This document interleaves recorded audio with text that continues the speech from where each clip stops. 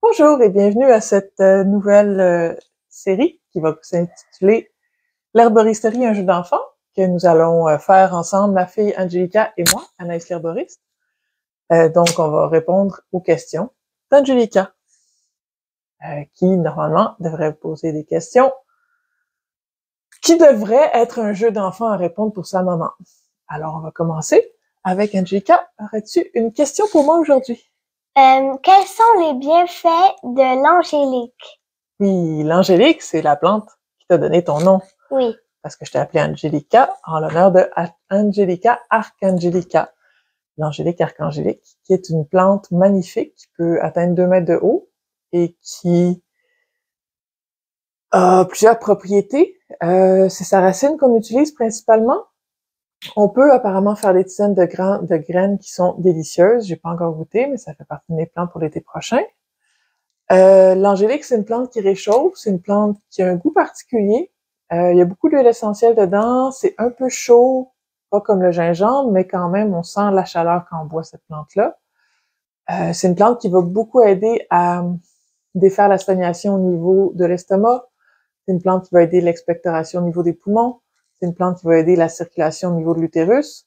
Donc, ça veut dire que c'est une plante qui va travailler à la fois la digestion, la respiration et le système reproducteur.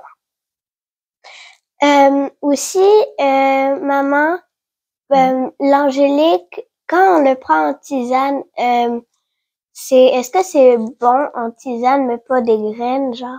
La racine, en fait, c'est une racine. Donc, on va faire une décoction plus qu'une tisane. Une décoction, c'est qu'on met la plante dans l'eau froide, sur le feu, on amène à ébullition, on laisse bouillir à petit feu. Dans le cas de l'angélique, c'est vraiment important de mettre un couvercle et pas de le faire trop longtemps parce qu'on va perdre toutes les huiles essentielles. Fait que 5 minutes, ça devrait faire le travail. À petit feu, pas à gros feu, avec le couvercle sur la casserole. On éteint, on attend que ça refroidisse pour pas se brûler, puis on boit. L'angélique, c'est un goût qui convient pas à tout le monde. Moi, ça se peut que je trouve ça bon. Toi, ça se peut que tu trouves pas ça bon. Donc, faut y goûter pour savoir si vous aimez ça ou pas. Elle se prend très bien en teinture si vous n'aimez pas le goût. Les propriétés passent très, très bien. Peut-être encore mieux qu'en décoction dans la teinture. Donc, si vous avez des problèmes de digestion, si vous avez toujours froid, si vous tombez facilement malade, si vos menstruations sont peu abondantes, si le sang, il y a des caillots dedans. Si c'est très, très abondant, vos menstruations, par contre, vaut mieux éviter parce que ça peut trop augmenter l'afflux de sang dans l'utérus, puis ça peut faire des hémorragies. Donc, si vous êtes déjà limite trop abondant, on évite l'angélique pour les problèmes menstruels. Si votre problème, au contraire, c'est que c'est pas assez abondant, là, l'angélique va être idéal.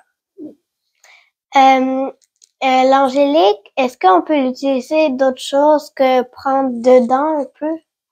Comme l'avaler ou... Ah, est-ce qu'on peut l'utiliser en usage externe? Ouais.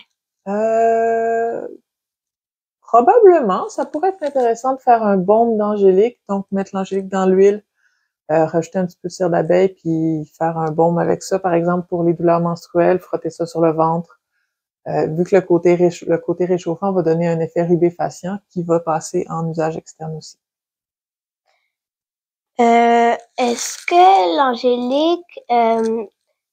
l'angélique, sa tige, elle est grosse comment à peu Sa près? tige, ça ressemble un petit peu à du céleri. C'est dans la même famille que le céleri, mais la tige est ronde complètement puis est fermée, puis le milieu est creux. Donc, c'est une plante à tige creuse. On peut faire des flûtes avec. On peut aussi faire des tiges d'angélique confites, donc dans le sucre. Mais bon, comme tu as une maman herboriste qui aime pas le sucre, malheureusement, je t'en ferai pas. Je sais que t'es déçu, t'aimerais ça. Mais pas de sucre pour toi, mais on peut le faire avec du miel. Fait que je pourrais essayer avec du miel. Hein? L'été prochain, tu me fais penser, on essaie de l'angélique confite dans du miel. Mais si c'est dans la famille des céleris, j'imagine qu'il y a comme des genres de fibres dedans. Oui, c'est assez fibreux, effectivement, la tige de l'angélique aussi. Puis il faut pas se tromper, parce que dans la famille du céleri puis de l'angélique, il y a aussi l'acidus puis la succuta maculée qui sont très, très toxiques puis qu'on meurt si on en mange. Donc, si vous n'êtes pas sûr que vous êtes bien et bien de l'angélique, prenez-en pas, ça pourrait vous empoisonner. Mais bon, si vous avez acheté de l'angélique, c'est normalement de l'angélique. Vous pouvez aller vérifier, ça ressemble à quoi la succuta maculée puis l'acidus. Vous assurez que c'est pas ça. Parce que ça ressemble pas tant que ça, mais c'est dans la même famille, puis il y a des gens qui sont plus facilement mélangés. As-tu envie de savoir c'est quoi les qualités que je voulais que tu développes grâce à l'angélique?